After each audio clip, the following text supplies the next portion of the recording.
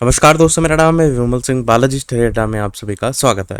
आज तारीख आपकी है 14 जुलाई 2026 की। उत्तर प्रदेश परिषदीय स्कूलों में 30,000 शिक्षक जो है वो सरप्लस हैं और इसी को लेकर के अपडेट निकल करके आई है। और केवल अपडेट न्यूज़पेपर में नहीं है, एक्चुअल में पूरा लिस्ट भी साथ में जो है वो जारी हुई है, जहां पर सरप्लस अध्यापक प्राथमिक विद्यालयों के भी अलग से जारी हुए हैं और इसी प्रकार जो जूनियर विद्यालय हैं उनकी भी इसी प्रकार से सरप्लस अध्यापकों की सूची जो है वो यहाँ पर जारी हुई है।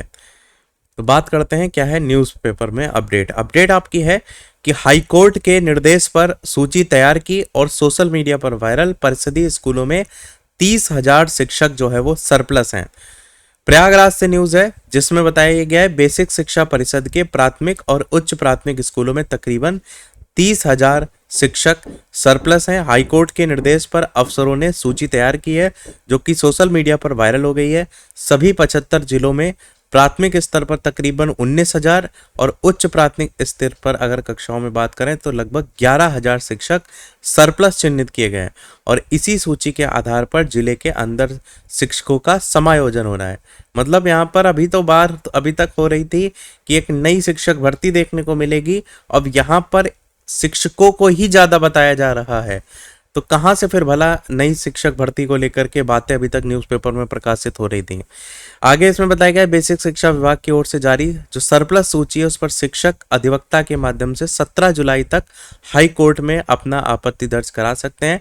जिले के अंदर समायोजन का आदेश 14 नवंबर को जारी हुआ था और सरप्लस जो शिक्षक हैं उनकी सूची दिसंबर में जो है वो जारी हुई थी और इसी सूची के खिलाफ शिक्षकों ने हाईकोर्ट में याचिकाएं जो है वो कर दी थी।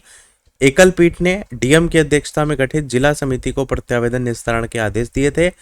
इसके बाद मामला डबल बेंच में चला गया था और अब इस मामले को लेकर हाईकोर्ट में 20 जुलाई को सुनवाई भी होनी है, जहां पर 19,000 प्राथमिक स्कूलों, उच्च प्राथमिक में 11,000 शिक्षक सरप्लस हैं। सरप्लस सूची पर शिक्षक अधिवक्ता के माध्यम से दर्ज करा सकते हैं आपत्ति। साथ ही प्रधानाचार्यों को यूडाई छात्रवृत्ति की जानकारी वगैरह दी गई, उसको लेकर के भी इसमें बताया गया है।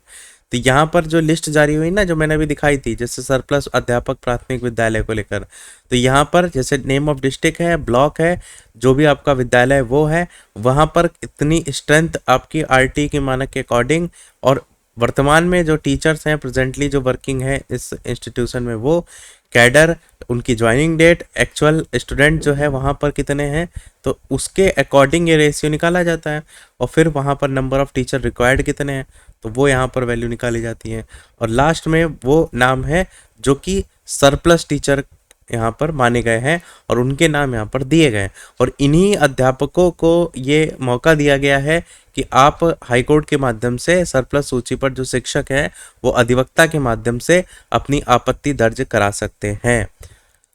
अब सबसे बड़ा सवाल है नई शिक्षक भर्ती को लेकर के जो बात हो रही थी उसका क्या होगा, क्योंकि जहां पर भी कम है विद्यालय में शिक्षक वहीं पर भर्ती को लेकर के बात हो रही थी, तो यहाँ से जो सरप्लस शिक्षक होंगे वो वहां पर ट्रांसफर कर दिए जाएंगे, तो पद तो वैसे ही भर जाएंगे। क्या सारे पद भर जाएंगे? बस ये एक सवाल है यहाँ पर, क्योंकि जैसे बिहार शिक्षकों के ट्रांसफर को लेकर के जैसे भी प्रक्रिया होने वाली है तो वहां पर भी क्या है, पहले रैशनलाइजेशन किया जाता है, मतलब जहां पर भी किसी विषय के शिक्षक अधिक हैं तो उनको एडजस्ट किया जाता है जहां पर शिक्षकों की कमी है। फिर जब सारे डाटा पूरा क्लियर हो जाता है, उस डाटा क्लियर होने के बाद एक्चुअल में जहां पर शिक्षकों की कमी है उसके आधार पर ट्रांसफर की प्रक्रिया हो रही है और फिर उसके आधार पर अगली शिक्षक भर्ती वहां पर टीआरई 4 होगी। तो यहाँ पर भी संभावना है कि पदों की संख्या कम से कम ही देखने को मिलेगी जिस प्रकार से ये चीजें निकल करके आ रही है।